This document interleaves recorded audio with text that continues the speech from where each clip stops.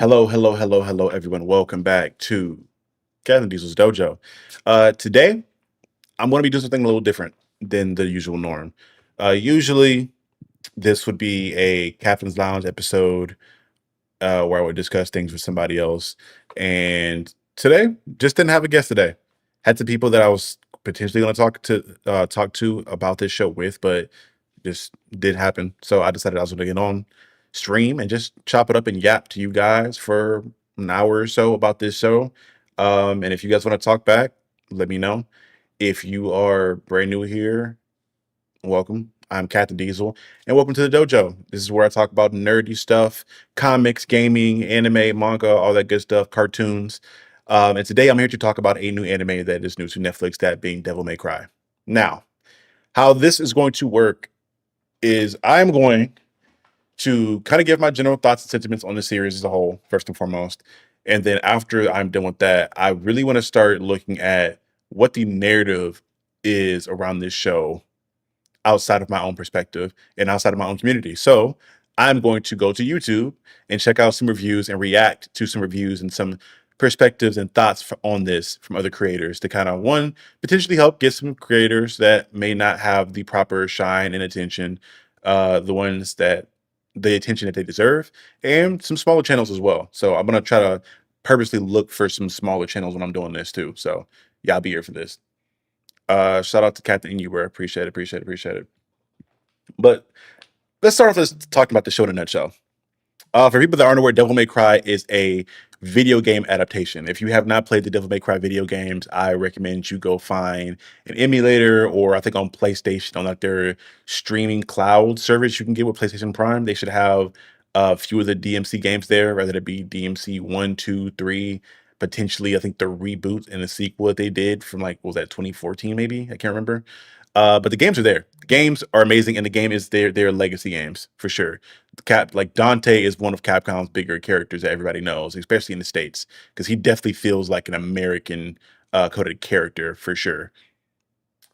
But there's a couple things when it comes to Dante that I feel like as an adaptation, you need to have knocked down pat or have down pat.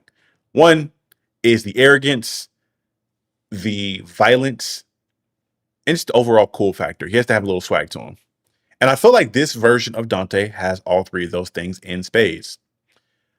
Dante in this version is a little interesting. Let me see who he's voiced by, because that's something I need to look up real quick too. I'll pull up the actual the information behind the show so we can kind of get into the nitty gritty here.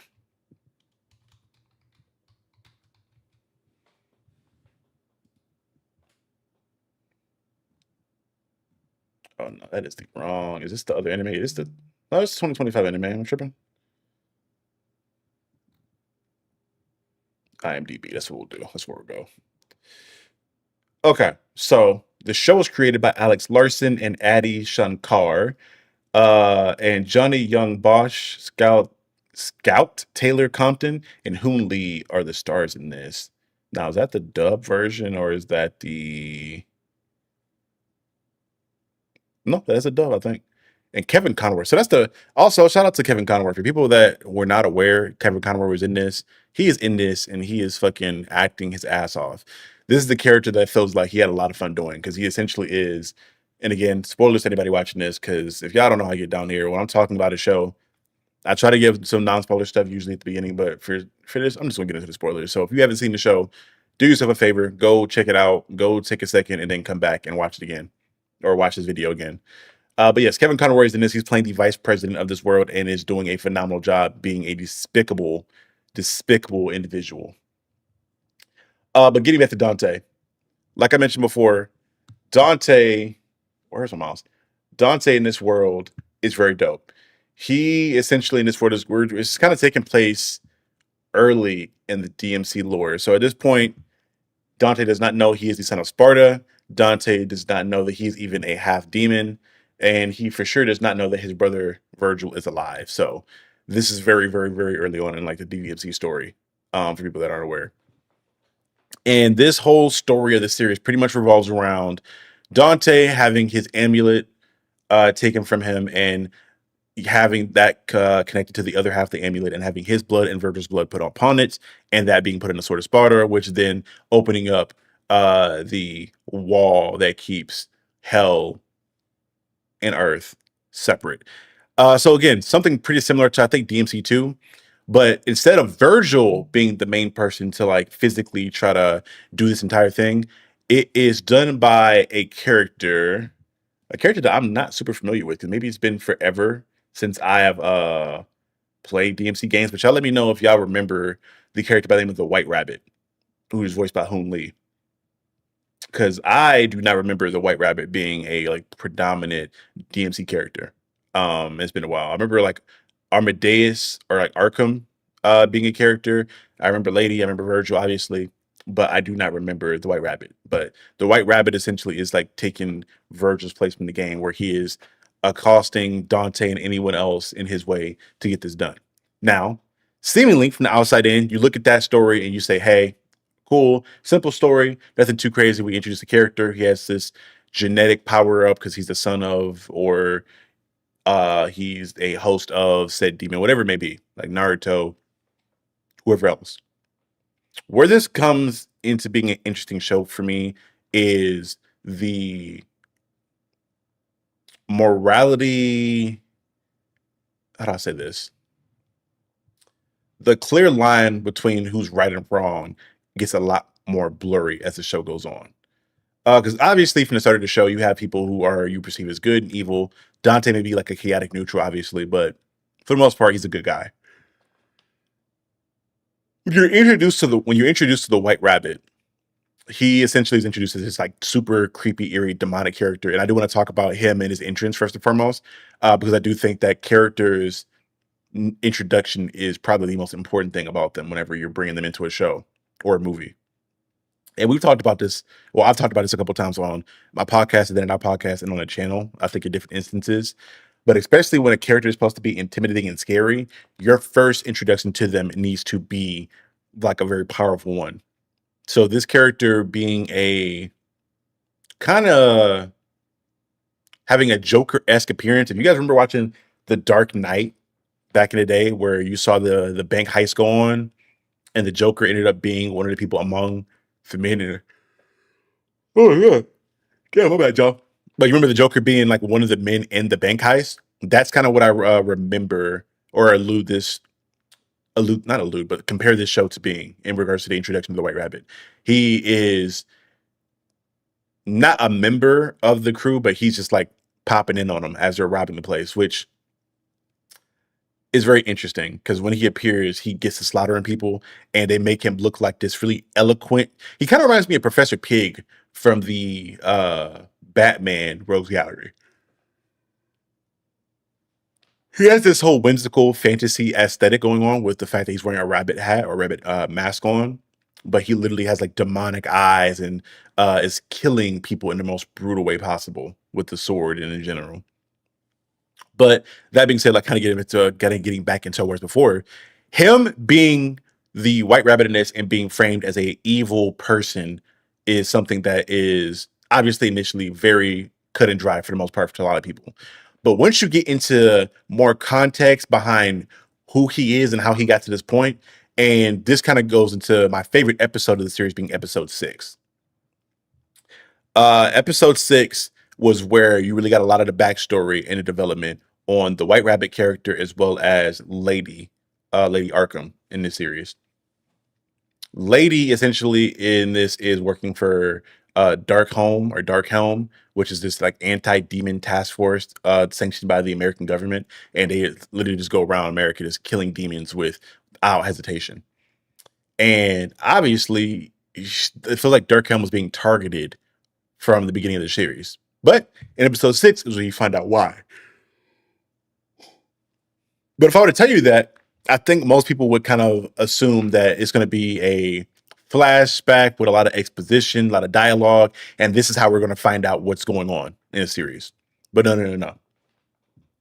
This episode 6, is one that really, really reminds me of like the Up sequence, or I'm trying to think of like other sequences where it's like a silent film almost, where characters are only interacting through the animation. It's like you're watching a show but without audio. And I put a tweet out about it, but Episodes like this are what give me life. When I can watch a piece of animation or watch a show with no dialogue and only thing I can see and hear are facial expressions, body language, maybe some sound design, but most importantly, music. And you can bring the emotion out of me throughout that sequence. That is like in essence the purest form of storytelling in my perspective. Obviously, there's like the aspect of a literal novel, like written artwork or written storytelling. But when I'm looking at something like animation, or I'm looking at something like a movie or a show or anything that's a visual piece of storytelling, that's where I'm looking first and foremost. I'm looking at something like this because they take you down this rabbit hole of showcasing a child as well as Lady Arkham, and we find out later on that this other child that we saw is the White Rabbit character, and he is going through the worst possible kind of abuse you can imagine, with him being in the foster care system, him getting beat up for his tool, him getting beat up for having fun, essentially, and standing up for himself. He's just getting beat on in the system. It's not a pretty thing. But eventually, he has this portal to the demon world open up near him, and he decides, hey, I'm going to be Alice in Alice in Wonderland, and I'm going to take a deep dive into this fucking tunnel or into this portal and find out what's on the other side of this portal, because whatever is down this rabbit hole has got to be better than the life that I have right now. And he ends up, in a weird way, finding a family and finding people that love him within this world. Now, where things get hairy is that within the world, we find out that, and I think this is something that I don't remember the games going super deep into, where for people that are aware, Sparta, Dante's father, locked away the demon realm from the mortal realm. And in doing so, the leader of the demon realm, Mundus, was able to conquer everything else there because, again, it's a smaller area to conquer and it's a little bit easier there. So, if you're not a combative demon in this world, you're going to be put underneath heel. And it's pretty fucked up. And we see the people that saved the White Rabbit character, or that are his new family, they are put underneath heel. And with them being put underneath heel, they don't have proper resources. They're hiding in they're hiding in like in underground caverns, and I think they're called the McLuhans, if I remember right. But they're essentially just like a real peaceful people, real nice, real sweet. But they're just they're impoverished and persecuted for the most part by all the powerful demons in this world. The fucked up thing though is, well, it's a good thing and a fucked up thing. But the good thing leading into the fucked up thing is that the White Rabbit is a like engineering genius, or just a genius in general, because he's able to formulate a device that is able to allow him to manipulate the already temporary breaches within this wall that Sparta put up between the worlds, and he's able to make like a legit portal for you to get in and out of the demon realm with this device. So he's smuggling all his people, all the McLuhans, from hell to earth, little by little, and kind of stealing supplies for them so they can have a life there.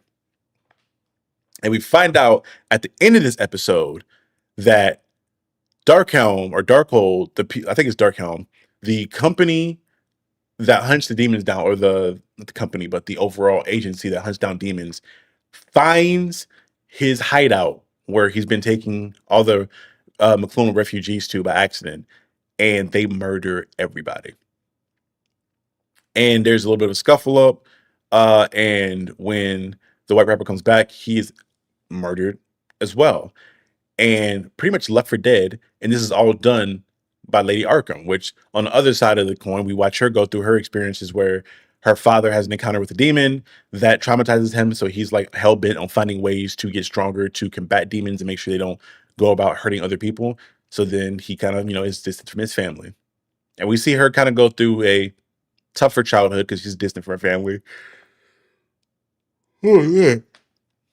But that all culminates up into the point of her literally seeing her father inject himself with like demon blood or some kind of demon potion vial thing, supplement, and ends up murdering his wife because of that, and almost murders her. And that is like the beginning of her trauma. And she ends up working under and training under Darkhelm from a young adult up until she's grown. That then fast forwards and leads her to the situation where she is pretty much assisting with the murder of all of the White Rabbit's people and leaving him for dead. That episode alone made me feel a lot more for this character in the White Rabbit who has been shown as a sadistic, evil murderer who pushes your buttons. I think even in the episode before that, he murders all of Lady Arkham's unit, or is responsible for the murder of them all, and puts up a display of like teddy bears and rabbits representing the way each one of them dies so she can find that. And it's like such a fucked up thing to do, and it's really calculated because again, he has this vendetta with her. So he's not only trying to open up the portal to the other side, but he's also trying to destroy this agency that took away his family and the woman at the end of the day that took away his family. Now, I know I've kind of ranted and kind of given a whole synopsis about the episode, but it was needed because this was the episode that I think tied everything together for me. Because I was really trying to understand what everyone else's place in this was. Because when you're playing Devil May Cry, you're watching Devil May Cry, usually the people that are only people that are really important for the most part are Dante and Vergil, unless you get in like Trish and Arkham and all the other stuff. But those are the side characters. For the most part, the people that only matters is like the main plot of the story most of the time outside of Trish stuff is Dante and Vergil. So the fact we got not just characters introduced in Lady Arkham and the White Rabbit, but they were broken down and they made you care for them in that episode. And it's also even more amazing for the fact we had an 8-episode show. And we got some development from each of the characters here and there, but we only really needed one episode to super hyper focus on these two characters and why they're amazing. And we got that done and went on to the rest of the show, and I felt satisfied. It's dope. And again, I can only speak for me and my perspective because I finished watching the series yesterday night, so I wanted to kind of sit on some of the ideals I had around with it. But again, I know I gave a lot of information in regards to the White Rabbit and like the side characters, but I think they will make the show. Dante is amazing. Dante is great. Action's there. He's a little cool. But I think the side characters, like a Lady Arkham and like the White Rabbit, make this series a series. Like, I don't think this show is as good if they don't get the same amount of attention they have gotten up until this point and after the whole information we get from the background. The show is amazing, but it's because they uplift those side characters so much. Because Dante himself, for the most part in this series, he's not boring. I don't think that's the word to use for him, but he's kind of the same thing we've seen before. We've seen characters like Dante before. We've seen the cool guy with the busted powers, and maybe it's just for the factor in this season it wasn't about him, and we haven't got a lot of development around him. And I feel like a lot of the stuff around Dante making us care for him as a character will come in the next season. But again, I think this was the season for Lady and for the White Rabbit character. And it's not a bad thing, but I just think that's what it was. Dante was cool, but not very super unique or as far as make the audience care for him. I don't think that was done intentionally. I don't think that was done in the best way. I think it's there for him to be cool and be used as like an engine and a vehicle for the narrative. But I think we're legit just holding all the Dante super development for next season because most of the extent of Dante's development was flashbacks and him understanding that he was a demon at the end of the day. But nothing that really kind of spoke to who he is as an individual per se, in my opinion, outside of maybe a few interactions with characters like Lady here and there. But that all being said, I probably do want to rate this show like a solid like. Oh, before I get to the rating, I do want to talk about real quick the presentation and the music behind the show because the show made it a point to try to capture that like 2000s rock vibe that the games originally had with the music. And the fact they got Evanescence to come and create a original song for this series that was used in the episode 6 that I mentioned before and honestly used perfectly, that was dope. That was dope, and they understood their audience, and they understood what makes this world tick in regards to the fan base who enjoys Dante and DMC. That was needed. That music was needed, and that music helped make this show amazing. And I'm really thankful that we got a chance to have this studio care enough to get that created. But without further ado, though, again, like I said before, I would probably give this show like a solid. maybe like a solid. Don't want to say B. I give it an A. I give it an A. I no, I lied. I lied. It's a B plus. It's a B plus. I think some more development around Dante would probably give it the A minus or the A in general. But I think there's just too such of a focus on everyone except Dante, even though he kept being used as the main character. Obviously, he needs to have a little bit more about him fleshed out versus everything else about the side characters. But again, this wasn't about them. Now that like an official rating is made and this has like a B or like in numeric term, probably like a seven, seven and a half, yeah, like 7.5 out of 10, probably, maybe an 8. For the same reason I mentioned before. But again, now that I've given my perspective and thoughts on the show and why the show is amazing, I would like to sit down and react to some of the takes that I'm seeing from some people about the series. First up is a video by a guy by the name of Jesse Golo. He has 23K subscribers on YouTube. And he just put out his video on Devil May Cry like 6 hours ago. But I think he may have a unique perspective. It's only 12 minutes, so it shouldn't take us too long to kind of go through this and see what he has to say. So, Netflix made a new Devil May Cry show, and it was so fun, like half the time. But the other half had problems. Spoilers for the whole show, by the way. I've never played these games. My knowledge of this franchise is based entirely on Dante's death battle with Bayonetta, vaguely knowing who Nero is, and some Yahtzee reviews. So I do think this is where we need to like kind of taper some expectations and give a little bit of grace. Because I think he, as well as what a lot of people are going to do, is look at this as purely a show in itself and not as a game adaptation. Because I think everybody watching this that were fans of the game are expecting certain things from this in regards to how certain characters should act and whatnot. But if you're watching this as its own standalone series, remember, give some grace there. So again, my bad. I didn't want to stop this already on a mean rant, but that's what it is. Let's get back into it. Take this as a review to figure out what someone who's almost completely unfamiliar with the franchise thinks of it. Having said that, That being said, I do think I that's a healthy way to reiterate, talk about it. this show was fun. Dante was great. Not sure if he's supposed to come off as what I can only describe as a cool dork, but he did, and I liked it. One second he's trying to come off as cool, and usually failing at it, and the next he's just effortlessly doing something incredibly cool. Though I can't lie, from the little I do know about DMC, I kind of expected Dante to be more overwhelmingly powerful. And he was powerful, but only really to the designated father. Uh uh I wouldn't say he was only powerful to the designated father just for the factor of even the bigger demons he encountered, for the most part, when he fought them, they didn't really stand too much of a chance either. And this is with them all like jumping him for the most part, like have them having to put him in serious disadvantages. Like I think this show did a really good job of showcasing how much of an overpowered demon, no pun intended, Dante is. Because legit, if they weren't putting bombs in his neck, jumping him, sneak attacking him, surprising him in different ways, like for the most part, they weren't really fucking with Dante. And he usually got the dub in the end. Especially like I'm immediately thinking of like the Wind and Fire brothers in the plane. Like he usually dominates the demons pretty easily, even outside of like the regular human cannon fodder.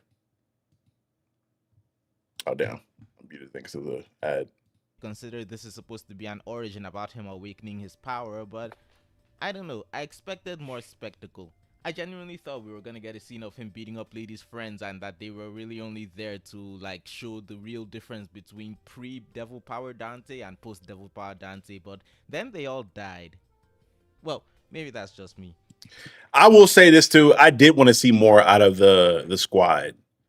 Like, you can't introduce this elite hunting demon squad and tell me how great they are, and then not really showcase how great they are. Because it was, I feel like a lot of talk and a lot of build up, but not a lot of action. Because they did it with Lady, obviously. Like they gassed Lady up and were saying that she was the strongest person in the room in certain moments and being a badass ABCD, whatever it may be. I say ABCD, XYZ.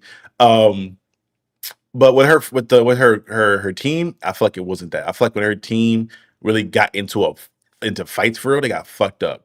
No matter who it was, no matter who it was against. And the last little arc where not arc, but the last little part where they lived, I was like, okay, it was brutal to see them die in the way that they died, almost on some Omni Man, Invincible type shit.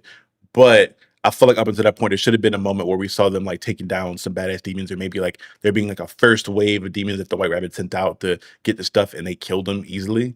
I think that may be the way to go about that. But you have to establish those you have to establish her team as being like super competent and being super strong outside of just hearing what they have to say about the characters. What outside of just hearing what they have to say about the characters and what they are versus what they actually do the entire series. Oh damn, wrong one. When the show let him do his thing, it was great. But specifically when it let him do his thing. Okay, let's talk about Lady. I know what her name is, but it's really only relevant to me because of the sound of Vice President Batman saying Arkham. I don't really know anything about Lady in the game, so I didn't realize she would be such a prominent character when she was introduced. Like, being the actual main character prominent. Which leads to what I think is the biggest problem both with the show and with her. In that, a combination of how simple the plot really is when you break it down, and the direction they chose to take it negatively affected her as a character. Okay, let me break this down. Dante is overpowered. And when you Okay. really look at it, with only him present, the whole plot line lasts like 4 episodes, and even that may be a stretch. As I watched the show, I couldn't help but think, wow, they are really using Lady to extend the show's runtime. By a lot. Like constantly cutting back and forth between her learning not to be racist and Dante unlocking his devil trigger. Yeah, I'll agree with that. I do think that, like I said before, I think Dante is kind of flat.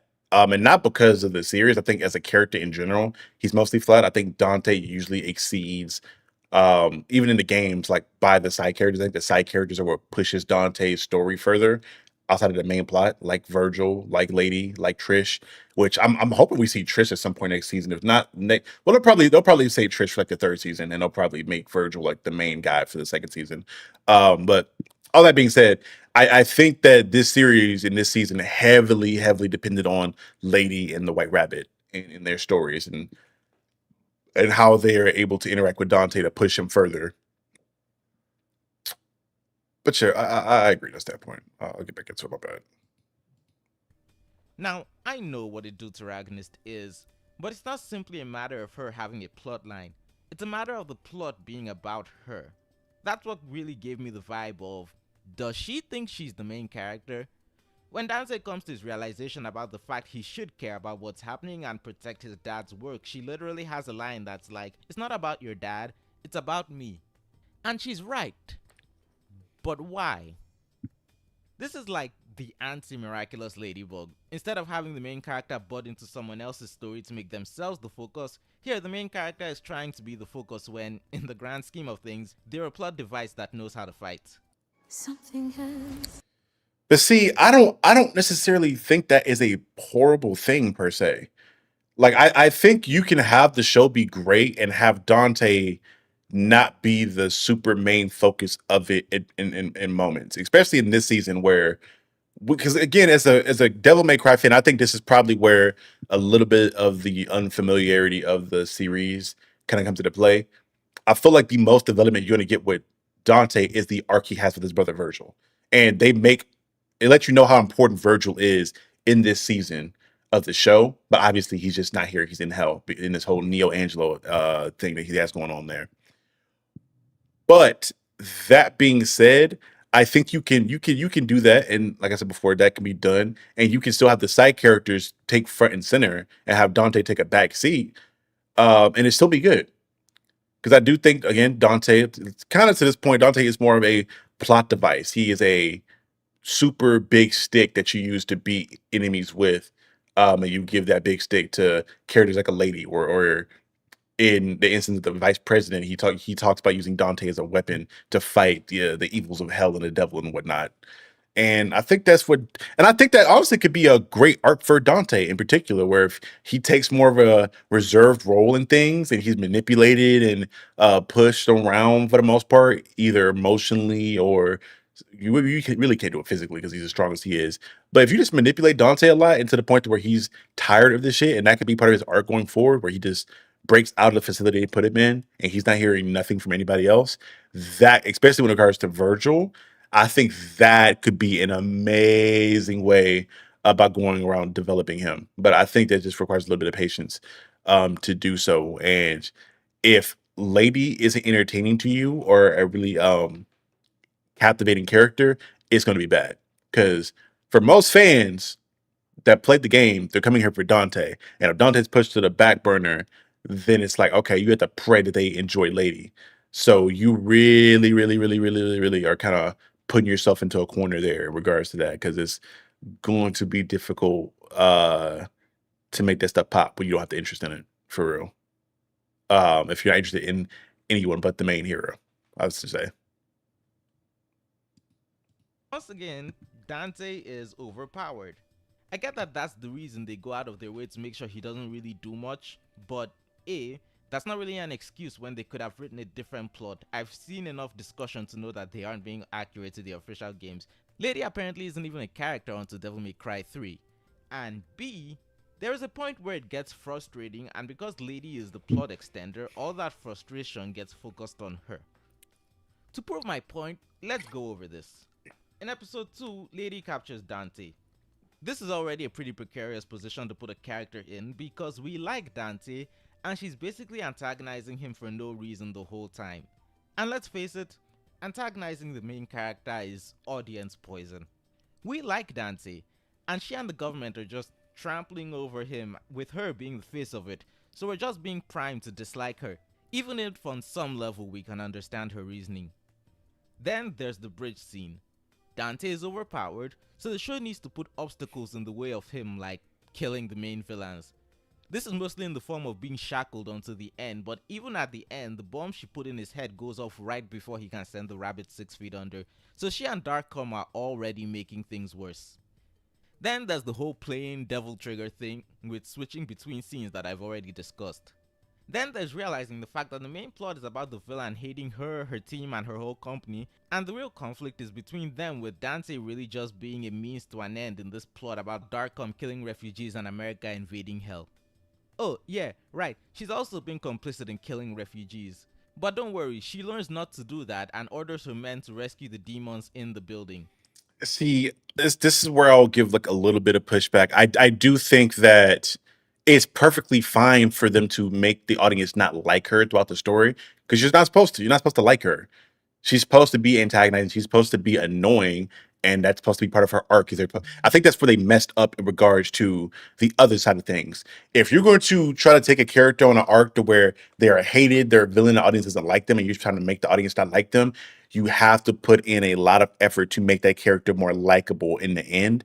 And I think that's where they fell short because she didn't really have much of an arc in regards to getting back into the audience's good graces outside of where he's talking about here, where she ordered her men to save the McLuhan or the demon refugees that were in the White Rabbit's hideout. Because literally after that, all she really did was fight with Dante for a little bit, but then at the end of the episode or the end of the season, she went right back to knocking him out and capturing him and putting him under lock and key. But again, I think the difficulty here in a show like this, or at least the way they're doing this, is that I think a lot of the development is going to be put in the second season. I think this is supposed to be a really big setup season in regards to introducing characters. And I won't even, I understand Lady is here to be an extender, but I would argue that the White Rabbit is like the main character this season and not even her. I think she's like character number two in comparison to the whole plot. Granted, you don't see the White Rabbit as much as you see her, but I think his story and him as a character is felt a little bit more than her, personally, in my opinion. Because even in episode 6, where they like showcase both their stories, they didn't necessarily stick to hers as much. Like her story, you kind of already knew from other flashbacks in the beginning of the series, but you were really captivated and enthralled by him the entire time. But you know, c'est la vie. This is immediately negated by her boss having them all killed, but because of plot shenanigans, she never notices this. Now, of course, that isn't her fault. But it means that as we watch her do everything she does after this, we have to keep in mind that the family that saved her life got burned to death after trusting her, and she continues to trust the guy who did it even as he keeps popping up evil red flags. Anyway, she and Dante reunite, and despite everything that's happened up to now, she's still antagonizing him. This made sense when she thought he was an evil demon, but she just learned that demons are just analogies for Middle Easterners, and if anything, I think she somehow got even more hostile to him. To go back to So this is what I was talking about in regards to like the other side of that arc, other side of that rainbow. They, or at least the downside of the roller coaster. They put you on the coaster of hating her, hating her, hating her, hating her, and when you're supposed to come down and get into more comfortable stuff in regards to, well, not comfortable, that's not the word I'm looking for, but more of a area where you're supposed to like her. I think that was kind of rushed, and they didn't really take their time in writing that out. And I think it was kind of they thought just showing positive interactions with the demons that she interacted with would be the thing that everybody would look and see like, oh, okay, she's not that bad. She's a good person because she was nice to these people. But in reality, she hasn't changed her perspective on how she interacts with all demons. It's just that particular group.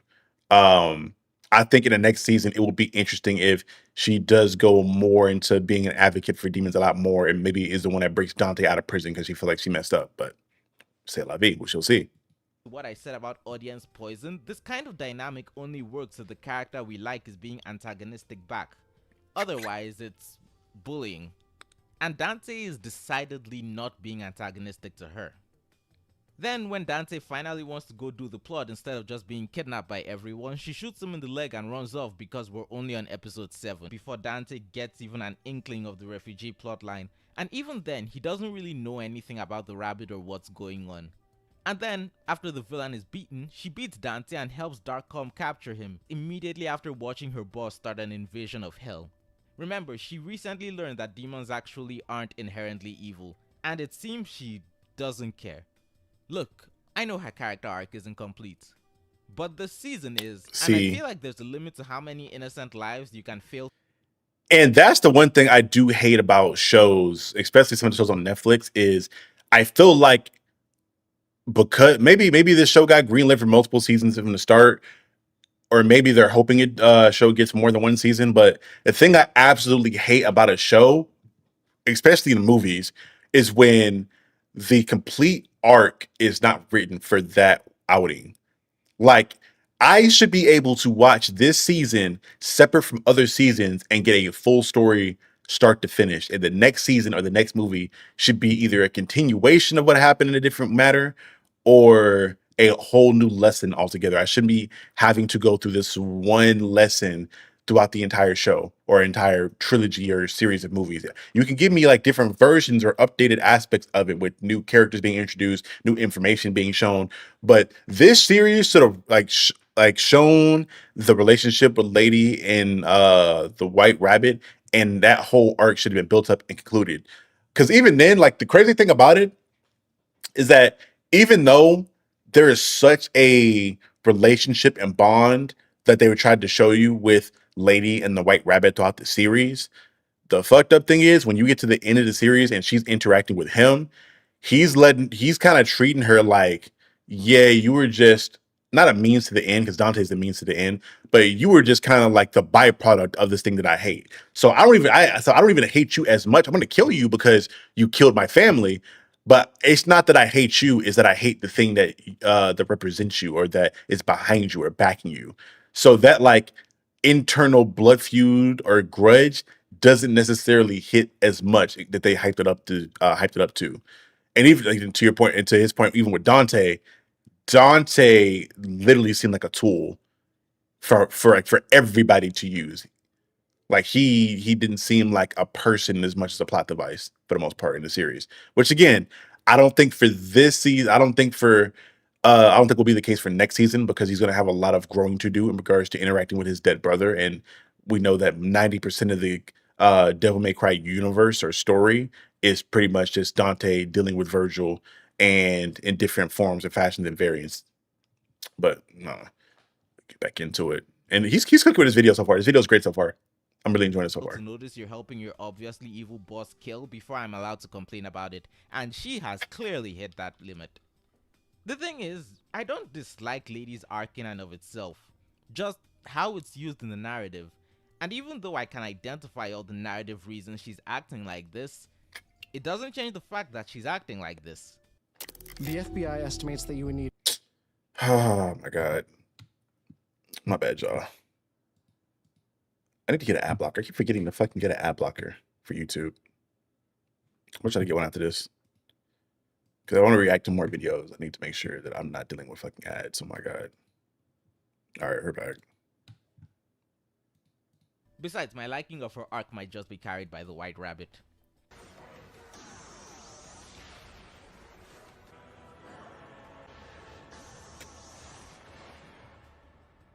Yeah, man, on that note, if you guys aren't subscribed to the channel and you're enjoying this video, if you're here, if you watched the video up until this point, you're enjoying the video. So please hit your boy with a sub, hit your boy with a like on the video, and let's keep it pushing. The White Rabbit was the best part of the show. The design, the voice acting, his skill and planning, it was all great. I loved him as he's the best character, like you said, the best character in the series and my favorite. The only thing that I think really annoyed me about the character at the end was the fact they showed his face. I felt like the fact you didn't see what he really looked like, especially after the whole situation with the episode 6 backstory, I think it would have just been more poetic for him to keep the mask on as like a representation of what he lost. And now it just feels like a mask he was using just for the fun of it and not for like any kind of symbolic reasoning. Or maybe I'm just thinking about it too deep. I don't know. And his backstory made it even better. By the way, the fact I walked away from episode 6 feeling far more sympathetic to him than Lady is another thing I feel might be a failure of the writing. Her family wasn't even killed by demons, just her very human crazy dad. Especially when her reaction to other people's backstories is going blah blah blah, who cares about your sad backstory. Seriously, look at this image. Look at it. Rabbit's whole plotline about running away to Makai and Hold on, let me go back to that. She was a legend of Sparta. When I was young, my father would tell me stories about it. Long time ago in ancient times, demons ruled or rebelled against humankind. With his sword and his portals, he shut the portal to the demonic realm. Okay. I understand that. Where I will agree is the aspect of showing why she hates demons so much. Because if she understood that was her father, and she understood and she saw her father put some shit in his neck, she knows her dad isn't a demon.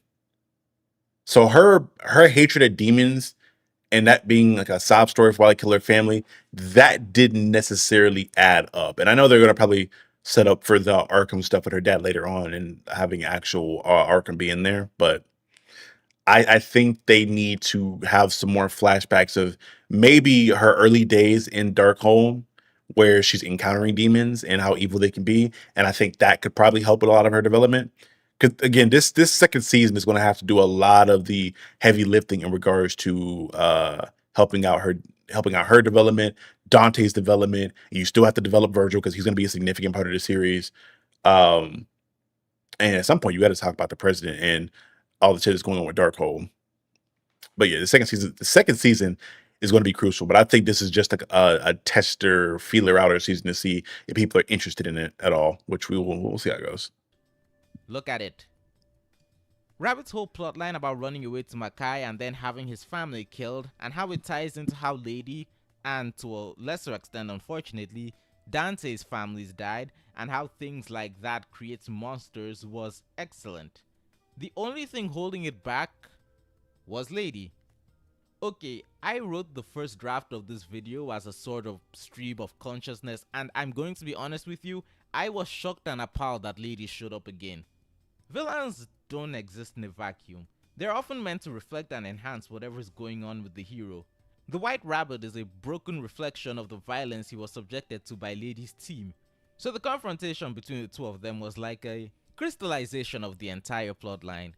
The Rabbit did his bit, bringing in the dramatic story, trying to justify his incredibly evil actions, and distilling the similarities between everyone. The problem was, well, Lady's conclusion, in that she doesn't really reach it. She just goes, ah, of course, only a human could be this psychotic.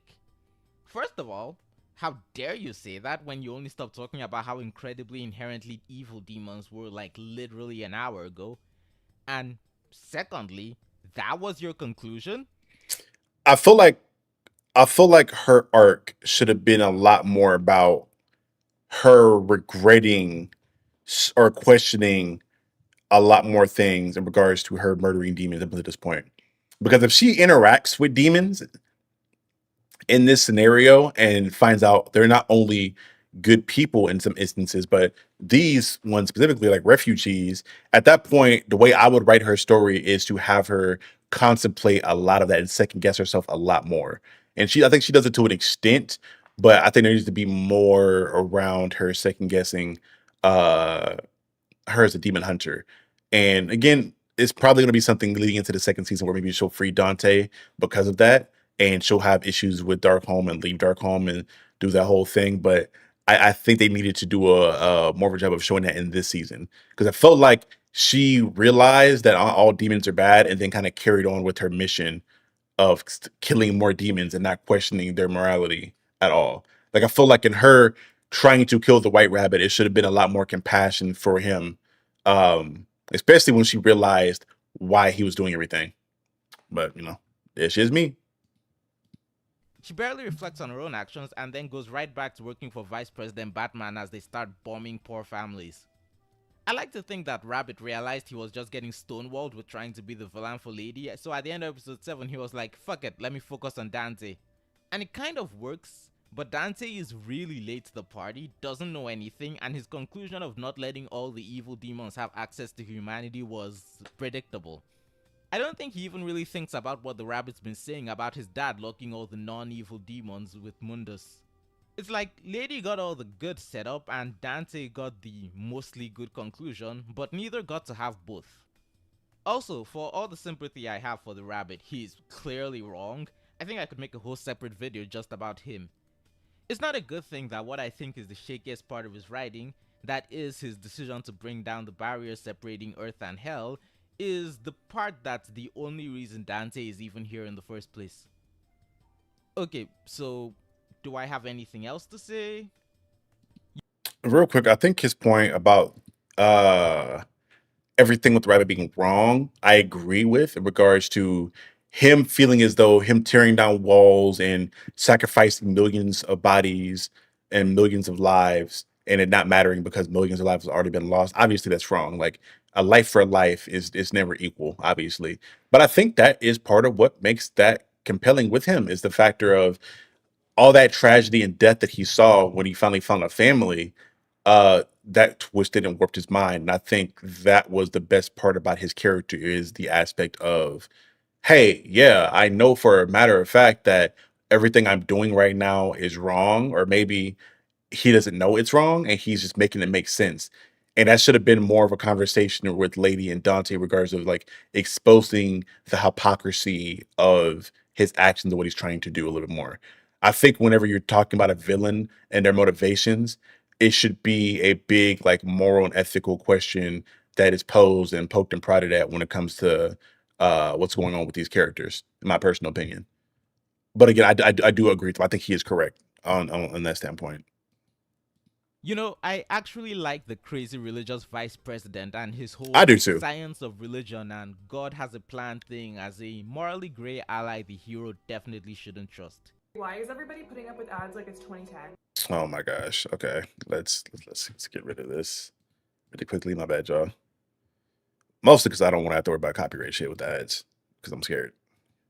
Big YouTube don't take my money. He got less interesting with the whole burning refugees thing, and I was like, oh, so he really is just the obvious bad guy. And then he and the American army actually successfully invaded Hell to the point of being able to build a giant prison, and I just checked out. I guess Mundus isn't that big a deal if he and his forces have to resort to guerrilla warfare to beat these guys. Yeah, that was something I really questioned because in the video games, Mundus was like OD fucking strong. And Vergil is strong as fuck on a Dante level, if not stronger in moments.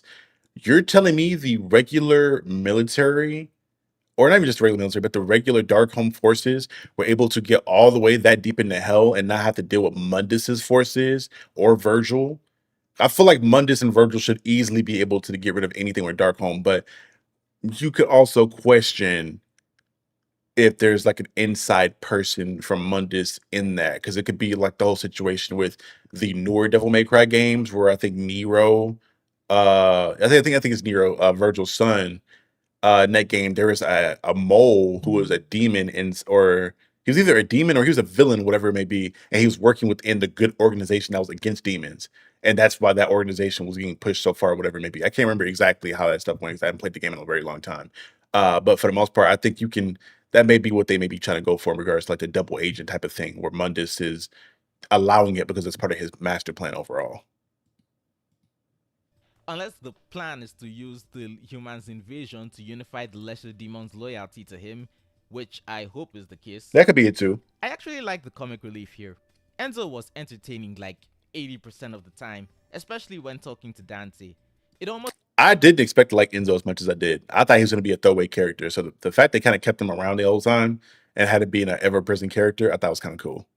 made me ignore how baffled I was that he was still around. Why did everyone insist on bringing him with them wherever they went? It felt unnatural and dumb.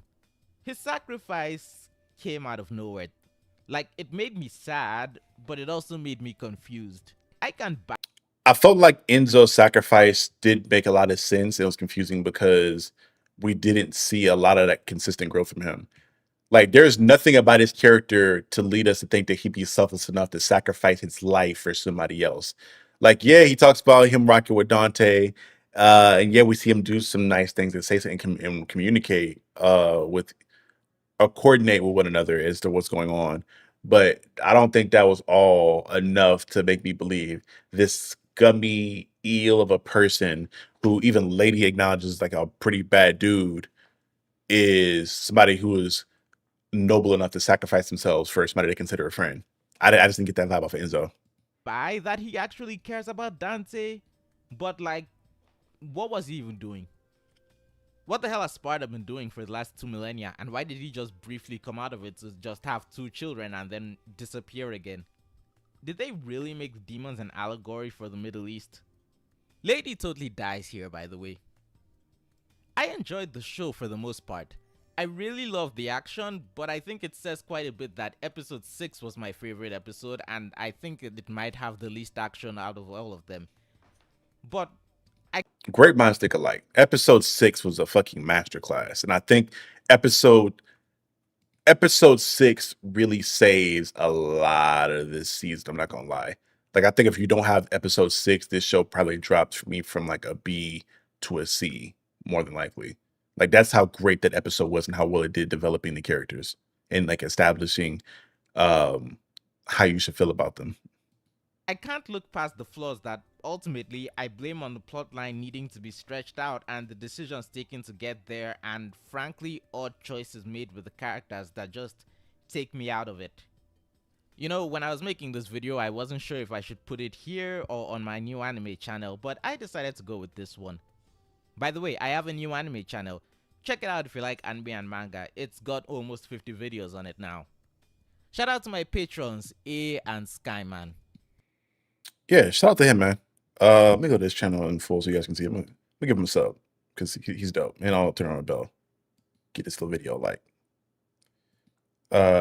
Jesse Golo. That was dope. I wanna at some point go down some of his other videos in this channel, but he is definitely dope in how he presented that. Now I gotta go through some of his other stuff to see if I want to keep that subscription, but I think that video earned it, so it's a sub for me. Y'all go show him some love in the comments. Let him know that Captain Diesel was here. But shit, man. This was a interesting show. Like I said before, I gave it a B plus. It seems like that other people are also enjoying the show to a certain extent. But y'all let me know how y'all feel about this first season of Devil May Cry anime on Netflix in the comment section below. Did you enjoy it? Did you share similar sentiments to me or Mr. Golo about how we felt about the season or some of the characters? But without further ado, this has been Captain Diesel of Captain Diesel's Dojo, and I'll see you guys next time. Peace.